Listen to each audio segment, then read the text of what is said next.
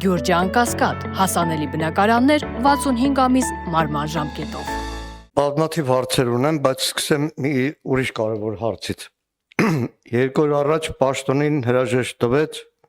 Արամ Հովհաննիսյանը, ոստիկանապետ, ներքին գործերի նախարարի տեղակալ։ Արամ Հովհաննիսյանը գնաց միանալու ՊՊԾ նախկին պետ Սարգիս Հովհաննիսյանին, Արգիշտի Քյարամյանին, Սասուն Խաչատրյանին եւ հերթական օրինակը դարձավ այն պաշտոնյաների, այն ուժային կառույցների ղեկավարների, որոնք Հայաստանի Հանրապետությունում ծառայեցին ոչ թե Հայաստանի Հանրապետության օրենքներին, այլ անձնապես Նիկոլ Փաշինյանին եւ հերթական անգամ դարձավ այն օրինակը, ինչպես ազգային ժողովում լսումների ժամանակ եմ ասել, այդ պաշտոնյաներին պրոպկի պես ամեն օր հանելու են։ Հիմա հարցս հետեւյալն է. հարցնում եմ որպես պաշտպանության, անվտանգության մշտական հանձնաժողովի անդամ։ Ինչ պատճառով է աշխատանքի ծառայությունից ազատվել Հայաստանի Հանրապետության ներքին գործերի նախարարի տեղակալ ոստիկանապետ գեներալ-մայոր Արամ Հովհաննիսյանը, վստահ եմ դուք որպես նախարար տեղյակ կլինեք եւ պարտավոր եք հանձնաժողովի անդամներին նաեւ տեղեկացնել պատճառը, արդյոք ճիշտ են մամուլում եղած են տեղեկությունները, որ խնդիրը վերաբերվել է մամուլում եղած տեղեկություններին վարորդական վկայականների հետ կապված եւ նաեւ կուզեմ անդրադառնալ աննախադեպ մի դեպքի, որ երեք երբ որ ներկայացվել է ոստիկանությանը նոր նշանակված ոստիկանապետ պարոն Ղազարյանը, Արամ Հովհաննիսյանը անգամ դրան ներկա չէր, այդքան նեղացել են, որ այդքան ծառայեց, այդքան բռնություն կիրառեց քաղաքացիների նկատմամբ անցնող տարիներին։ Մի դեպքը մինչև հիմա Սարսուռով եմ հիշում Դեմիրճան փողոցում մի հատ 30 մետրանոց պատ կար, երբ որ ցուցարարին մտցնում էին ոստիկանների մեջ, քացով ծեծելով հասցնում էին մինչև ոստիկանական մեքենա։ Տասնյակ հարյուրավոր քաղաքացիներ այդ օրը ծեծի ենթարկվեցին, բռնության ենթարկվեցին, հղվեցին Արամ Հովհաննիսյանի անմիջական ցուցումով։ Սա մեկ, երկրորդը 3 հարցեր արդեն։ Այդ մի հարց է։ Այդ մեկն է։ Երկրորդը Բարեկային մեքենաների հետ կապված, կուզեմ, քանի որ նաև ներքին գործերի նախարարության շատ պաշտոնյաներ են, այստեղ վստահ տվյալները կլինեն։ Բարեկային ծառայության մեքենաներից, սկսենք Շկոդա էր, չէ՞ սկզբից։ Քանի տոկոսն է, որ կանգնած է, քանի տոկոսն է, որ ընդհանրապես շրջանառությունից հարվել է կամ խոտանվել է։ Մյուսը ահազանգեր ունեմ, դրա համար ուզում եմ, որ նաև պաշտոնապես հստակեցնեք, արագացված կարգով են Արցախի Հանրապետության մեր հայրենակիցները անձնագիր ստանում։ Հիմա ահազանգեր ունեմ, որ նախորդ արագացված կարգի փոխարեն էլի 6 ամսվա ռեժիմ է մտցվել։ Արդյոք այդպես է, թե ոչ։ Գիտեք, մի հարցում ուզում եմ շնորհակալություն հայտնել փրկարար ծառայողներին, ոստիկանության են բոլոր ծառայողներին, որ անցնող մի ամիսը 24 ժամ ռեժիմով անետացած փոքրիկի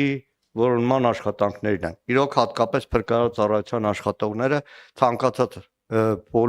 գործում միշտ փայլում են։ Բայց նայեք, այս էլեկտրոմոբիլներ, Volvo-ներ, բան, այսքան թիթիզ ծախսերի մեջ մի հատ ես ուզում եմ ձեզ օրինակ մատնանշվել։ Աստված մի արասե այլևս կրկնի։ Այսօր Երևանը ծայրի ծայր բազմահարկ շենքերով է լցված։ Կոնկրետ դեպք գիտեմ։ Չկա մեկ հրշեջ մեքենա, որ կարողանա օրինակ 16 հարգանի շենքի չկա, դեպք 16 հարգանի շենքի վերին հարկ հասնի։ Այսքան այդ Volvo-ների ծախսերի մեջ լավ հնարավոր չէ ձեռք բերել մեկ հրշեջ մեքենով վերջինը ամեն անգամ այդ հարցնում եմ, վերջը ներքին գործերի նախարարությունը ավտոբուսներ ձեռք բերեց կամ պետ գույքից փոխանցեցի, հաջան Էլի հարցեր կան։ Լավ, այսքանը։ Շնորհակալություն նախ պարոն Մանուկյան բազմաշերտ հարցերի համար, որովհետև նախարարության գրեթե բոլոր ոլորտներին անդրադարձակ որպես այդպեսին։ Անդրադառնամ առաջին հարցադրմանը։ Պարոն Մանուկյան, նախ թույլ տվեք չհամաձայնել այն դիտարկման հետ, որ Հայաստանի Հանրապետությունում կա որևէ պաշտոնատար անձ, որը ծառայում է անձին, այլ ոչ օրենքին եւ կոնկրետ պաշտոնից բխող լիազորություններից լիազորությունից բխող գործողություններ է կատարում։ Սա առաջինն է։ Եվ ոստիկանության պետը, որը նաև համատեղում է իմ տեղակալի պաշտոնը, այդ պաշտոնատար անձանցից մեկն է, որը որ կատարում է իր պաշտոնից բխող հստակ գործառույթներ։ Ցանկացած դեպքում, եթե պաշտոնատար անձը կատարում է որևէ խախտում կամ, չգիտեմ, կա առերևույթ որևէ խախտման հանգամանք, որը կարող է մտահոգության տեղիք տալ, դա պիտի քննարկվի իրավաչափ process-ի շրջանակներում, որը որ կարող է լինել վարչական վարույթը, կարող է լինել կարգապահական պատասխանատվության սխեման եւ կարող է լինել քրեական վարույթը առհասարակ։ Հիմա ինչ վերաբերում է պարոն Հովհաննիսյանին,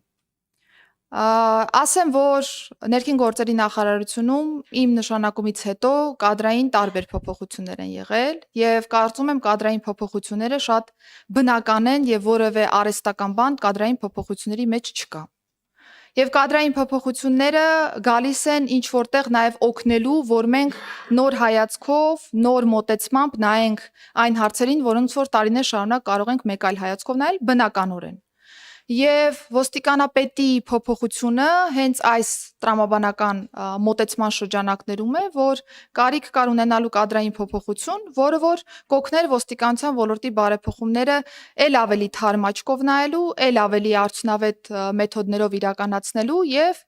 գնալու առաջ։ Սա է եղել բացառապես պարոն Հովհաննիսյանի ազատման պատճառը, պետք չի փնտրել ինտրիգներ, պետք չի փնտրել միջանձնային տարբեր հարցեր, պետք չի փնտրել այլ հիմնավորումներ, որոնք որ կարող էին ձեր պատկերացմամբ լինել պաշտոնից ազատման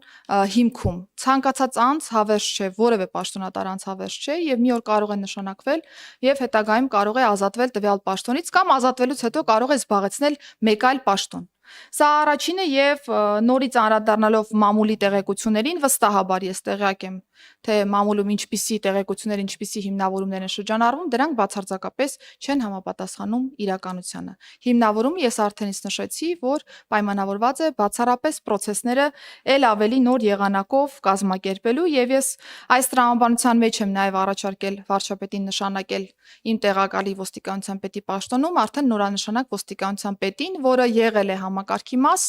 որը ժամանակ հետո վերադառնում է համակարգ եւ կարծում եմ վերադարձը դեպի համակարգ ոստիկանության բարեփոխումների ինտենսիվ իրականացման փուլում թույլ կտա հենց իմ նշած մոտեցումը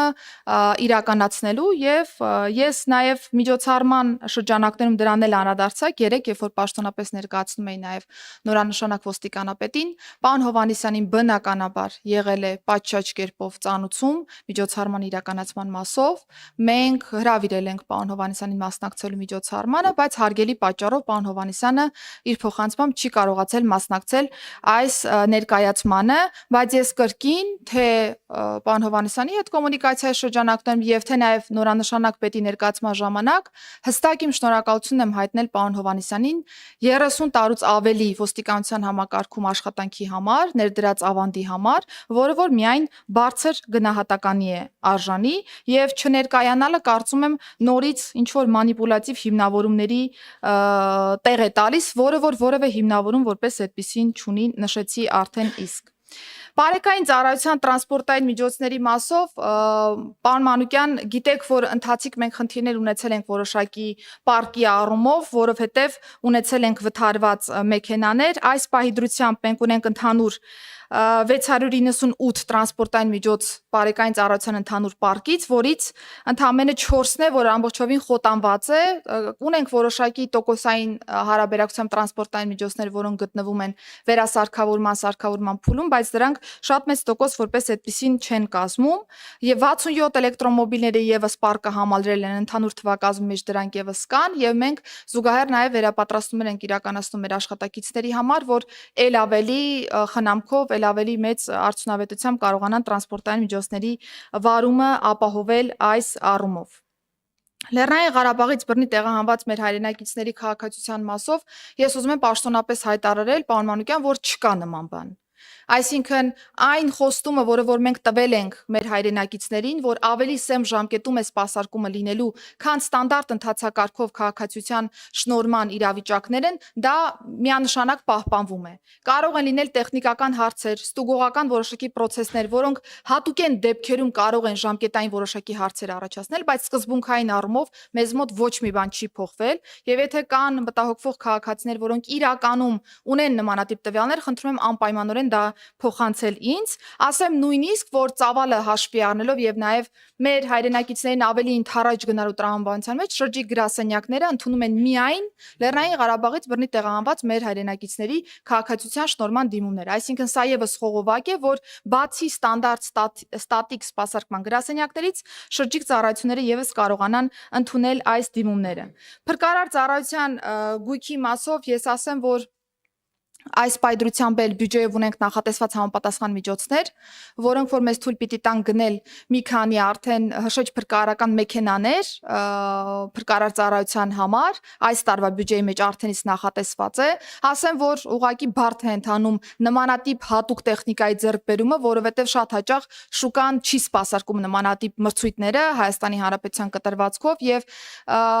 մի շարք արդեն օտարերկրյա մատակարարներ են, որ հետաքրքրված են այս մրցույթներում, բայց ունենում ենք ժամկետների խնդիրներ, ունենում ենք նաև որոշակի process-ների խնդիրներ, բայց եւս մի անգամ հայտարարել ենք մրցույթը, որպեսզի կարողանանք առաջիկայում նոր գույք ձեռք բերել։ Հաջորդ տարվա պետական բյուջեի շրջանակներում եւս հայտ ներկայացնելու ենք նոր հրշեջ փրկարարական գույքի ձևավորման եւ նաև ունենք Եվրոպական միության գործընկերներից նախնական համաձայնություն, որ այս տարի կմեկնարկենք գնման գործընթաց 10 հրշեջ փրկարարական մեքենաների նաև իրենց օժանդակությամբ։ Դիտի նախար կոնկրետ մեքենայի մասին էր հարցնում, ինչքան հասկացա։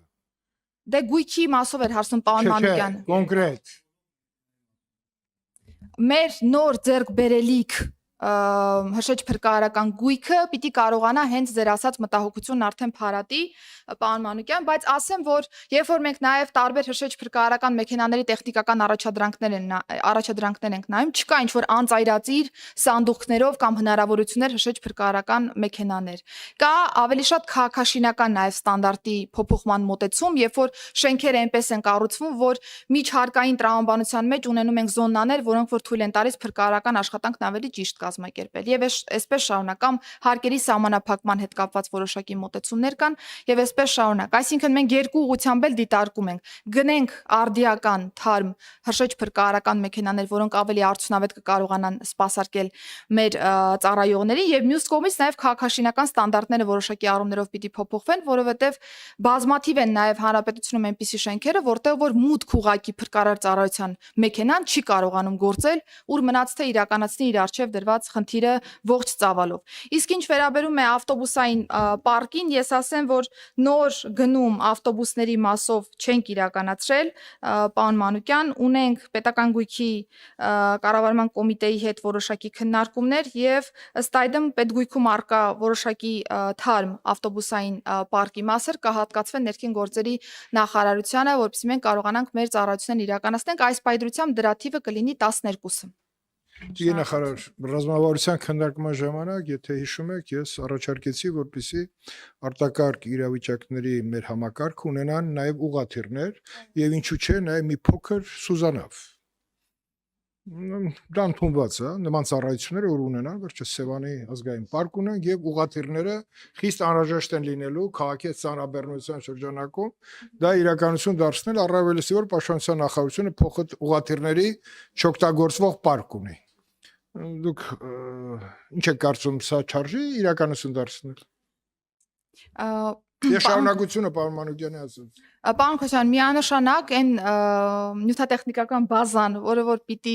ունենա փրկարար ծառայությունը, պիտի ունենա, սկսենք հրշեջ փրկարարական մեքենաների գույքի թարմացումից, հետո կհասնենք դեպի ուղղաթիռները։